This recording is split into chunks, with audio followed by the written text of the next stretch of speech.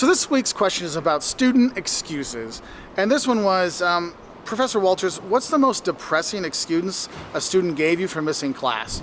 And the thing is probably the most depressing one when it comes to death in the family. And this is why I get really upset when students like fake grandma's death to like get out of an exam or to take a conflict or turn something in late, because there are students whose grandparents do pass away and you cheapen their death by making an excuse that grandma died. And it got to the point a few years ago, I started saying at the beginning of every semester, like in the fall semester, I'd say, hey, on December 5th, you call your grandma, you tell her you love her.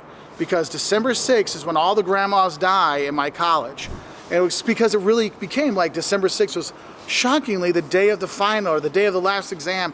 And then all of a sudden everyone, oh, my grandma died, my grandma died, my grandma died. So then I made the joke of, hey, make sure you call grandma on December 5th because this has been happening year after year. And then for the next 3 years, no grandmas died, right? I'm like, hey, I helped save the grandmas. But no, like that's why when you look at deaths in the family, it is heart-wrenching, especially when we've had, parents die or siblings die. It's really, really, it's horrible. So that's one of the things I get really upset when people say that. So those are always very depressing. And another one that really hit me really hard, I had a student who was in a wheelchair and we had a snowstorm. And she did not come to class, and so when she came to the next class, she's like, hey, I just want to apologize, I wasn't in class, I couldn't get out of my apartment. I'm like, well, what happened? And she said, they snow plowed like the street and then they snow plowed the sidewalk. And when they snow plowed the sidewalk with all that extra snow, they put it up on her door and her walkway, so she couldn't get out. She literally could not get out of her apartment building because everything was snowed over and covered.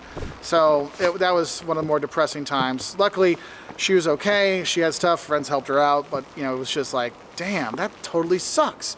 So yeah, there's been a lot of sad excuses and depressing excuses and just not happy excuses for missing classes.